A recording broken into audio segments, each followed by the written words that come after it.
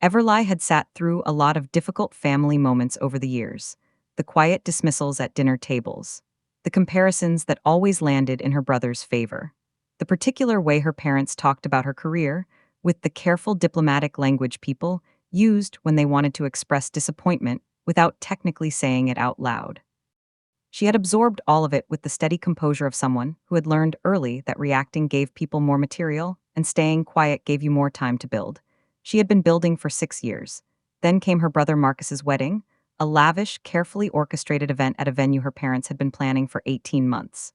200 guests, open bar, a slideshow that featured exactly 0 photos of Everly despite 32 years of shared family history. Everly had noticed the slideshow. She had said nothing. But then her dad took the microphone during the reception. He made a toast. He talked about legacy and family and the children he was proud of. And then, with the specific confidence of a man who believed he was untouchable in his own story, he looked across the room at Everly and made a comment that the 200 people in that venue were going to remember for a very long time. He called her a disgrace to the family name, in a microphone. At a wedding, in front of everyone, Everly had looked at him from across the room, her wine glass in her hand, her expression completely steady. Because the man who had just called her a disgrace in front of 200 people was currently operating a company whose ownership documents had Everly's name on every single page. Before Everly opens that portfolio and puts the ownership summary on her dad's desk, hit subscribe right now. Because what Richard's face does when he reads it is something you need to see coming. New stories every week. Hit like if you've ever been called the wrong thing by someone who had no idea who they were really talking to. Drop a comment below. Now let's go back, because Everly just heard that microphone, and she's already decided what happens next. My name is Everly. I am 32 years old and I live in Denver, Colorado.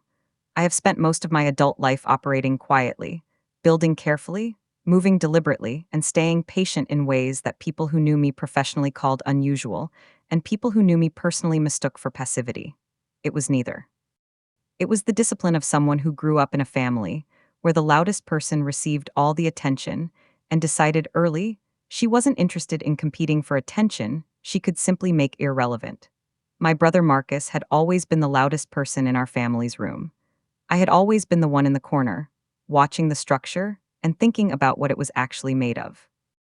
Marcus's wedding was not just an event, it was a production my parents had been architecting since the engagement announcement. My mom had been involved in every vendor decision. My dad had personally negotiated the venue contract. The guest list had 200 names, and every single one had been evaluated for social and professional relevance before the invitation went out. I had received mine 6 weeks before everyone else, not out of special consideration, but because my mom needed to confirm I was coming before she finalized the seating chart. The venue was beautiful. The flowers were extraordinary. Everything about it announced that this was a family that valued presentation above most other things. I had known that my entire life. I sat in my assigned seat and watched it all come together exactly as planned. The cocktail hour slideshow ran on a loop on 2 large screens flanking the bar, 30 years of family photographs set to instrumental music, a visual biography of Marcus and Claire's journey toward each other. I watched it from the edge of the room with a glass of champagne and the particular detached attention I brought to things I had already assessed and filed. Marcus appeared in nearly every frame: childhood photos, high school, college, the early years with Claire. My parents appeared frequently, warmly, in the specific poses of people who had always been comfortable in front of a camera. I appeared in 4 photographs across the entire 30-year span. I counted. I finished my champagne and moved toward the dinner seating without mentioning it to anyone. My dad had always been comfortable with a microphone. He had the specific ease of a man who had spent 20 years running a company and believed that rooms naturally organized themselves around his voice. He took the microphone during the reception with the warm, expansive energy of someone who had been looking forward to this moment for 18 months. He talked about Marcus, his work ethic, his loyalty, his ability to make everyone around him better. He talked about Claire, welcoming her into the family with the practiced warmth of a man who understood that these words would be remembered. The room was with him completely. He was genuinely good at this. I held my wine glass and watched him work the room and felt the specific complicated feeling of admiring a skill in someone you had reason not to trust. He had been speaking for about 4 minutes when the energy shifted, not dramatically, just the slight pivot of a man who had said the prepared things, and was now moving into the territory where he felt most himself. He made a comment about legacy, about what it meant to build something worth passing down and to raise children who understood the weight of a family name. He talked about pride and about the children who embodied it. And then he looked across the reception hall directly at me, found my face in the crowd with the ease of someone who had been planning to do it, and said that not every child understood what the family name required. He said some children chose to be a disgrace to it. He said it into the microphone. He said it clearly. The room heard every word. The reaction moved through the room in the way reactions move through rooms when something unexpected and uncomfortable had just been said publicly. A wave of collective recalibration, people processing what they had heard and deciding simultaneously how to respond to it. Some guests looked at me directly, the instinctive human response to a person who has just been publicly identified as the subject of a criticism. Some looked away with the careful speed of people who didn't want to be caught witnessing something that felt private despite being delivered through a sound system. A few went completely still. My parents' friends, the ones who had known our family for decades, had the most specific expressions. The kind that said they were not entirely surprised. That was the part that stayed with me longest. I did not set my wine glass down. I did not change my expression. I did not look away from my dad or toward him with any particular urgency. I simply held his gaze for a moment the way you held the gaze of someone who had just confirmed something you had suspected for a long time, and then I looked back at my wine. The room moved on because rooms moved on, the music resumed, conversations restarted, the wedding continued being a wedding. Marcus caught my eye from the head table, and his expression carried something that might have been an apology if he had been a different kind of person or a different kind of brother. I gave him a small nod. I finished my wine, and I thought about the ownership documents sitting in my attorney's office in Denver with my name on every single page. Everly had completed her MBA at 24, top of her program, 2 job offers from firms her classmates considered destinations, a clear path into the kind of corporate career her parents could have described confidently at dinner parties. She had taken neither offer. Instead, she had accepted a position at a smaller Denver-based acquisitions firm that nobody at her graduation had heard of, and that had taught her more in 3 years than either of the prestigious offers would have. She had learned how ownership structures worked, how companies were held, how equity moved between parties, how transactions could be architected in ways that were entirely legitimate and entirely invisible to people who weren't looking carefully. She had been an exceptional student. She had applied everything she learned. Her dad had founded the logistics company 20 years ago, built it from a single warehouse contract into a regional operation with 12 facilities, 200 employees, an annual revenue her dad mentioned at family gatherings, with the specific pride of a man whose identity and his business had become the same thing over 2 decades. He ran it the way founders ran companies they had built personally, with complete authority, limited external accountability, and the absolute certainty that came from having been the most important person in the room for so long that the possibility of not being the most important person had simply stopped occurring to him. He knew the operations. He knew the clients. He had never spent significant time examining the ownership structure because the ownership structure had always been his. Until it wasn't. 4 years ago, Everly had received a call from a man named Gerald Hartley, her dad's original business partner, a 20% stakeholder who had been quietly present in the company's background since its founding. Gerald was 63 and wanted to retire and had been trying to find a clean exit from his equity position for 18 months without success. Her dad had been unwilling to buy him out at a fair valuation and had been slow walking the process with the particular stubbornness of a founder who didn't like being reminded that other people had ownership claims on what he considered his creation. Gerald had heard through a mutual contact that Everly worked in acquisitions. He had called her directly. He had asked if she was interested. She had listened to everything he said and then asked him to send her the shareholder agreement. Before she responded to Gerald, she spent 3 weeks building the acquisition structure properly. Not because she was trying to obscure anything, but because she understood that clean transaction architecture protected everyone involved, and that a holding company was the appropriate vehicle for an equity acquisition of this size. She registered Meridian Holdings, LLC in Delaware, established the banking relationships, and had her attorney review the shareholder agreement Gerald had sent. The agreement was standard and the valuation methodology was clear. She made Gerald a fair offer, above what her dad had offered, below what Gerald had initially hoped for, exactly what the documentation supported. Gerald accepted within a week. The transaction closed quietly. 20% of her dad's company moved to Meridian Holdings. Her dad received the standard shareholder notification. He filed it without reading it carefully. The shareholder notification had been sent to her dad through the company's registered agent, a standard legal document informing him that Gerald Hartley had transferred his equity position to Meridian Holdings LLC through a qualified private transaction. It had arrived during a quarter when her dad was managing a major client contract renewal and a warehouse expansion simultaneously. His assistant had filed it with the other corporate correspondence. Her dad had signed the acknowledgement form without examining the acquiring entity's ownership structure, which was not unusual for a founder who had been signing corporate paperwork for 20 years and had stopped reading the standard sections carefully long ago. Meridian Holdings was now a 20% owner of the company he had built. The name Everly appeared nowhere in the notification. It appeared in the registration documents filed in Delaware. Nobody had looked there. The second acquisition had come 2 years after the first. A family friend named Howard Park, who had held a small equity position in the company for 12 years through an early investment arrangement her dad had made when the business was still growing. Howard was restructuring his personal finances and needed to liquidate several small positions quickly. He had contacted Everly directly, not through a mutual contact this time, but because he had heard through Gerald that she had handled the previous transaction professionally and without drama. He had an 11% stake. He wanted a clean exit at a fair price on a short timeline. Everly had run the numbers the same evening he called. She had made an offer within 48 hours. The transaction had closed in 3 weeks. Meridian Holdings now held 31% of the company. The morning the second transaction closed, Everly had sat at her desk in her Denver office and opened the updated ownership summary her attorney had prepared. Meridian Holdings, 31%. Her dad, 49%. Several small remaining stakeholders, the balance. She looked at the numbers for a moment. Majority ownership. The company her dad had built and named and ran for 20 years and introduced himself through at every professional gathering and used as the primary evidence of his own significance. She now owned more of it than he did. She had not planned it to arrive at this specific threshold on this specific morning. She had simply followed 2 legitimate opportunities as they appeared and made sound decisions about both of them.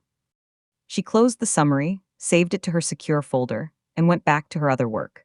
Everly left the wedding reception at 10:30, not early enough to be a statement, not late enough to suggest she had needed the evening to recover. She drove to her hotel through the quiet suburban streets of the city, where she had grown up, and felt the particular clear-headedness that sometimes arrived after a long-anticipated thing had finally happened. The microphone moment had not surprised her.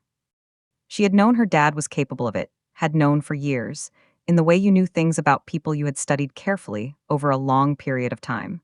What had shifted was simpler than surprise. Something she had been carrying with the specific weight of unfinished business had just been finished. She drove with both hands on the wheel and her mind already moving forward.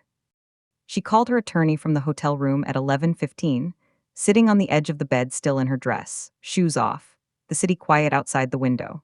Her attorney was a woman named Patricia Chen, who had handled both acquisition transactions and who understood Everly's communication style well enough to receive a late call without unnecessary alarm. Everly told her she was ready to move to the next phase. She asked for a complete ownership summary document, Meridian Holdings' full position, the transaction history, the current cap table with all stakeholders identified, prepared and formatted for presentation to a non-legal audience. She said she needed it within 48 hours. Patricia said she would have it by Thursday morning. Everly thanked her and ended the call and ordered room service. Before ending the call, Everly had given Patricia one specific instruction: prepare everything for disclosure but file and act on nothing until she gave the explicit go-ahead. She wanted the documents ready, the presentation clean, and the legal position fully documented. She did not want anything moving in the official channels before she had sat in a room with her parents and delivered the information herself. Patricia had asked if she was certain about the timing. There were strategic advantages to moving through formal channels first. Everly said she understood that and had decided against it. She said her dad had made a choice in front of 200 people to deliver information publicly. She was going to extend him the courtesy of receiving information privately. Patricia said she understood and confirmed the Thursday deadline.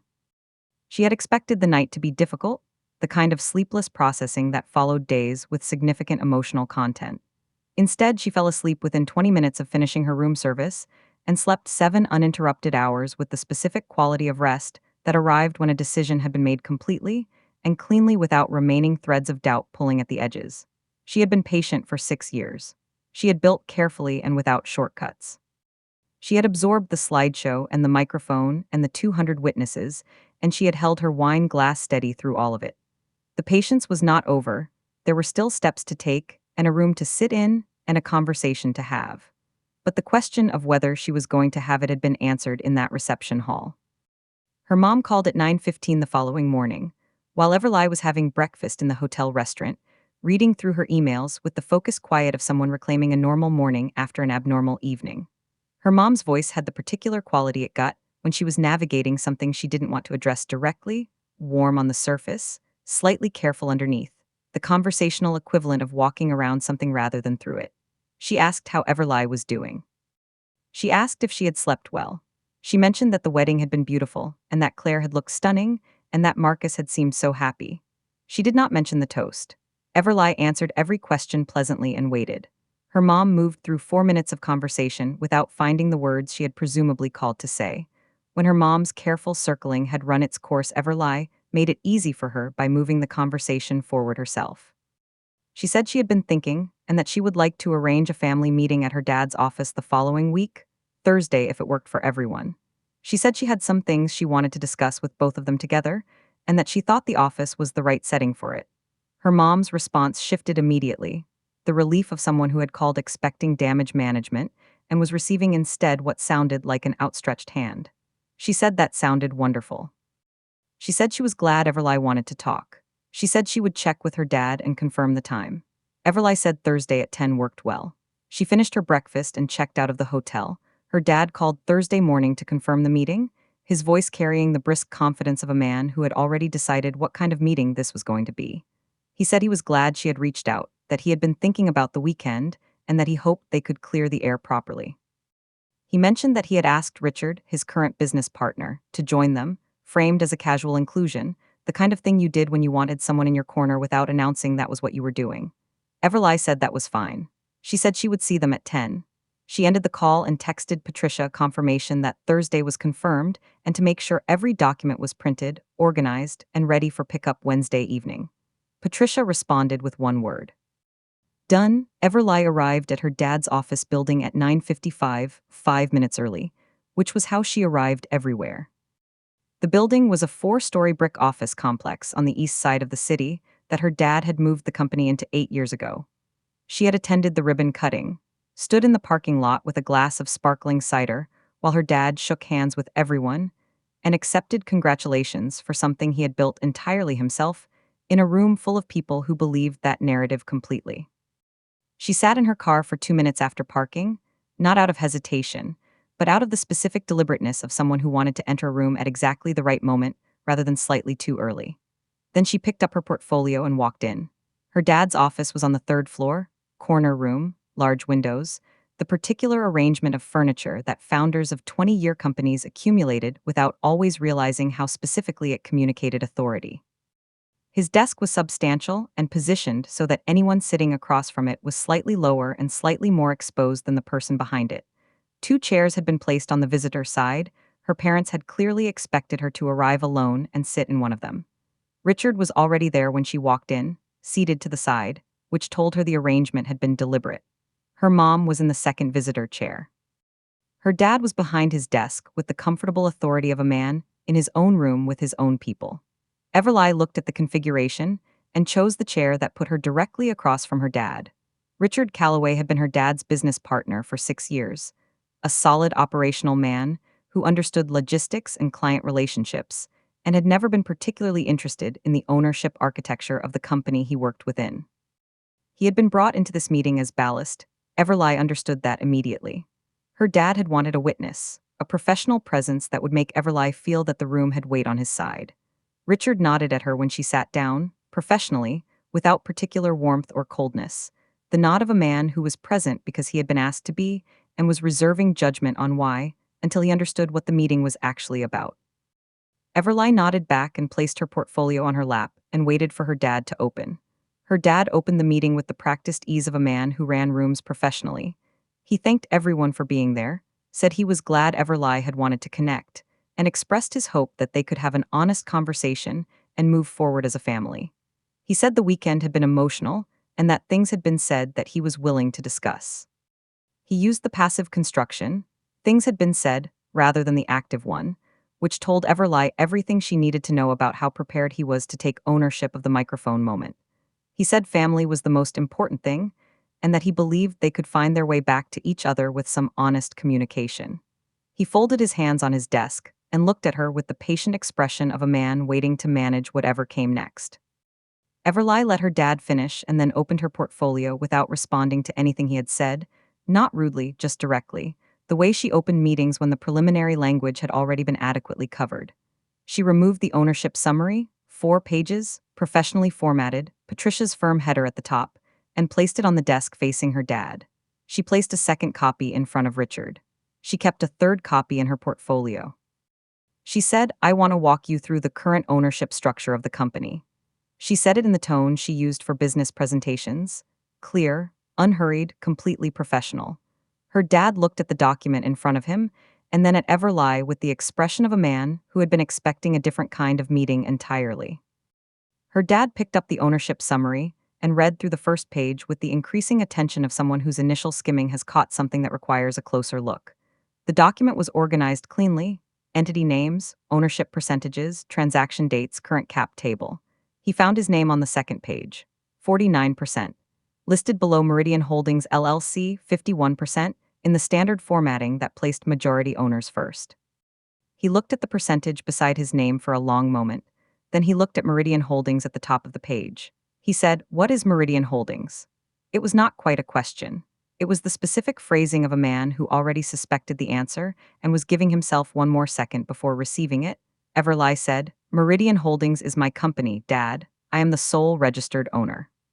She said it in the same professional tone she had used throughout, no performance around it, no pause inserted for dramatic effect, just a clean factual answer delivered to a direct question. She watched her dad's face move through the information in real time: the initial rejection of it, the reconsideration, the moment the transaction dates on the second page connected to the Gerald Hartley exit 4 years ago, and his expression changed in a way that told her he had just remembered the notification he had signed without reading. Richard had been looking at his copy of the summary throughout. At the moment Everly answered, he looked up from the document and across to her dad, and his face had gone a color it had not been when she walked into the room. Her dad sat with the ownership summary in his hands for a long moment after Everly answered, long enough that the office went quiet in the specific way of rooms where something significant has just been understood, and nobody has decided yet what to do with it. Then he set the document down on his desk with the careful placement of someone handling something that had just changed in meaning and looked at Everly directly. He said, "How?" Not "how did you do this legally?" He was looking at the transaction dates and understanding the mechanics clearly enough. He meant something more fundamental than the process. He meant the gap between the daughter he thought he knew and the person sitting across his desk with a portfolio and a majority ownership position in his company. Everly looked at him steadily and said, "One transaction at a time." She presented it the way she presented everything, clearly, sequentially, without unnecessary editorializing. She explained Gerald Hartley's exit 4 years ago, that Gerald had needed a buyer, that she had been a qualified buyer, that the transaction had been entirely legitimate and properly documented. She explained Howard Park's position 2 years later: same structure, same process, same legitimacy. She placed the transaction documentation beside the ownership summary so the dates and amounts were visible and verifiable. She told him the shareholder notification for the first transaction had been sent to the company's registered agent through standard channels. She said he had signed the acknowledgement form. She said she had a copy of his signature on it in her portfolio if he wanted to see it. He did not ask to see it. He already knew it was there. Her mom had not spoken since Everly placed the ownership summary on the desk. She was sitting in her chair with her hands folded in her lap, and an expression that had moved through several versions since the meeting began: the initial warmth of someone expecting reconciliation, then confusion, then something more complex that had settled into a stillness that Everly recognized as genuine processing rather than performance. Her mom was not a woman who responded to unexpected information with immediate reaction. She was someone who absorbed and assessed before she spoke, which was one of the things Everly had always respected about her even through everything else. She was sitting with the full picture now: the wedding, the microphone, the ownership documents, and she was clearly doing the math that connected all three. Everly reached into her portfolio and placed a second document on the desk: the co-management proposal Patricia had helped her structure over the past week. It was 8 pages, cleanly formatted, built around one central principle: that Everly had no interest in disrupting a company that 200 employees depended on and that her dad had spent 20 years building. The proposal outlined a formal governance structure that recognized both her majority ownership and her dad's operational expertise. It preserved his role as chief executive with full operational authority. It established a board structure with defined oversight responsibilities. It included a buyback provision if her dad ever chose to pursue it at a fair market valuation. She said, "I built this to protect the company, not to take it from you." She said it clearly, and she meant it completely. Her dad picked up the proposal and read through it in the particular way he read business documents, methodically, pausing at the sections that required assessment, occasionally going back to reread a clause he wanted to understand fully before moving past it. He read all 8 pages without speaking. Everly waited. She had learned patience in this family, and she had learned it well enough that waiting while her dad read a document she had prepared felt entirely manageable. Her mom had picked up her own copy and was reading alongside him, more quickly, tracking the structure rather than the detail, looking for the shape of what Everly was offering. Richard had been reading his copy since Everly placed it on the desk.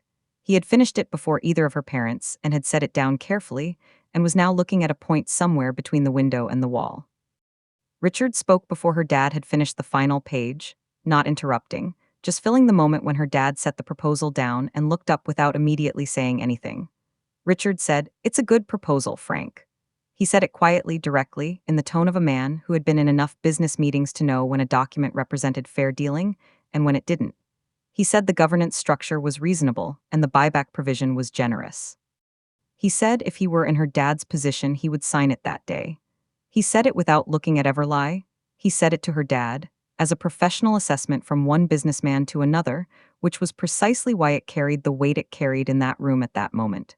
Her dad looked at Richard for a moment. Then he looked at Everly.